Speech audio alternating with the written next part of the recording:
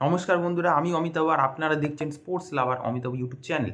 তো গাইস, আজকের এই ভিডিওতে কিন্তু আমরা আইপিএলের অকশনে যে রেজাল্টটা হলো সেখানে আমরা মেনলি কলকাতা নাইট রাইডার্সের দলটাকে নিয়ে কিন্তু আমরা আলোচনা করে নেব। তো এবারে সত্যি কথা বলতে গেলে অনেক দিন পর প্রায় আমরা হ্যাপি হলাম অকশন দেখে, কারণ প্রত্যেকবার অকশনে যত সব ভুলভাল প্লেয়ারগুলোকে কিনে আনা হয়, মানে যা টাকা থাকে সেগুলো ওই আর কি চন্দ্রকান্ত পণ্ডিত আর যে মেন্টরগুলো থাকতো পুরো নষ্ট করতো। বেশি টাকা থাকলেও নষ্ট করতো, আর অল্প টাকা থাকলে তো ভুলভাল প্লেয়ার কিনে আনতো। মানে কিছু বলার নেই। তো যাই হোক, কিন্তু এইবারের একটা আইপিএলের অকশনটা দেখে না একটা পজিটিভ একটা ভাইব পাচ্ছি, মানে পজিটিভিটি কিছু একটা পাচ্ছি।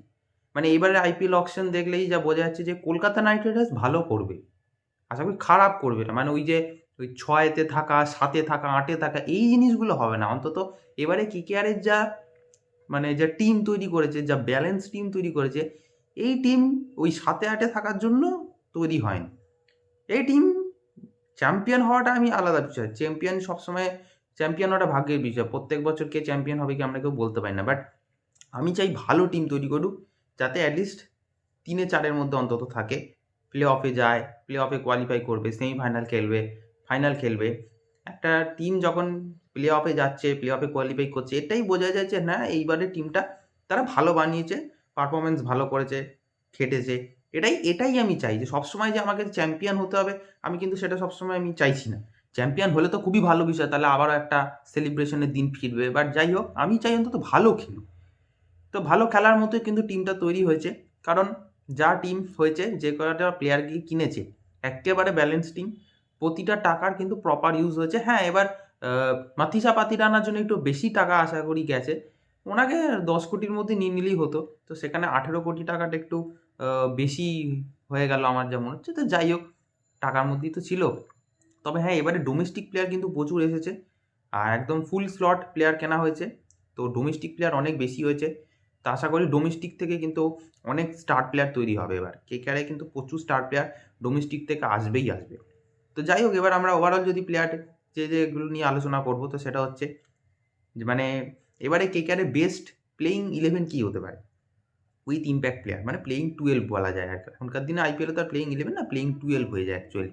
তো যাই হোক, প্লেয়িং 11টা কীরকম হতে পারে, এত তো ভালো টিম তৈরি করলো। তো প্রথমে আমি উইকেট কিপিংয়ে আমি অবশ্যই রাখবো হচ্ছে ফিন অ্যালেনকে। ফিন অ্যালেন এই মুহূর্তে টি-20তে খুব ভালো র্যাঙ্কিংয়ে আছে। তো আমি চাইবো ফিন অ্যালেনকে থাকবে। Finn Allen as wicket keeper batsman হিসেবে আর কি রোলটা প্লে করবে। তো ওনার উপর একটা বড় দায়িত্ব আছে ফিন অ্যালেনকে, উইকেট কিপার প্লাস ব্যাটসম্যান।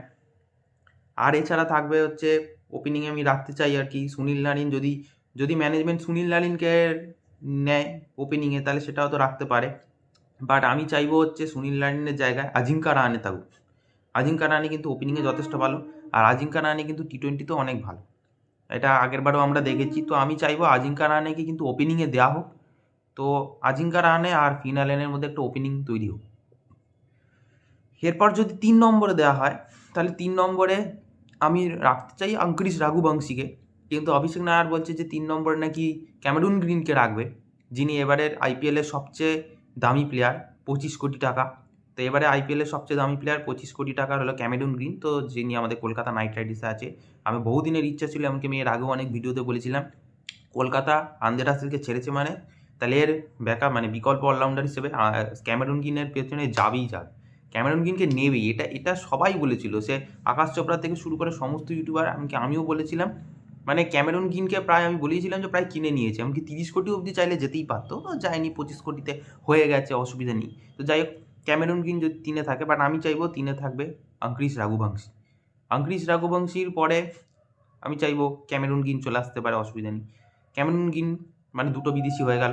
এরপর ক্যামেরুন গ্রিনের পরে কে আসবে, এখানে রিঙ্কু সিং আসতে পারে। রিঙ্কু সিংয়ের পরে রাহুল ত্রিপাঠী আসতে পারে। আমি ব্যাটিং লাইন আপটা বলছি, যদি ব্যাট করে।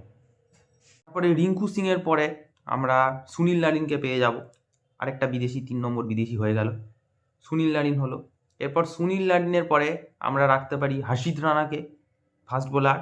তারপরে থাকবে হচ্ছে বরুণ চক্রবর্তী, আরেকজন থাকবে বিদেশি মাথিসা পাতিরানা। এবার পাতিরানাও আসতে পারে, বা মুস্তাফিজুর রহমানও আসতে পারে।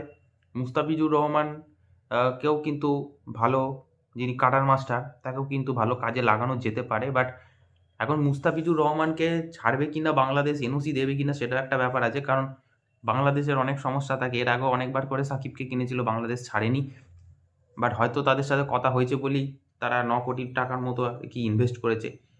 তো সেগুলো হয়তো তারা যদি দেখে কথা বলে তাহলে ঠিক আছে। নয়তো আমি মাতিসা পাতিরানাকেই ফার্স্ট প্রেফারেন্সে রাখবো। যদি মাতিসা পাতিরানা যদি ফ্লপ করে, কারণ মাতিসা পাতিরানার কিন্তু আবার ওই ওয়াইড দেওয়ার আবার সমস্যা আছে। মাঝে, মাঝে প্রচুর ওয়াইড দিয়ে দেয়। তো এই ধরনের প্রবলেম যদি হয় তাহলে খুব সমস্যা আছে। তাহলে 18 কোটি টাকা লস যাবে।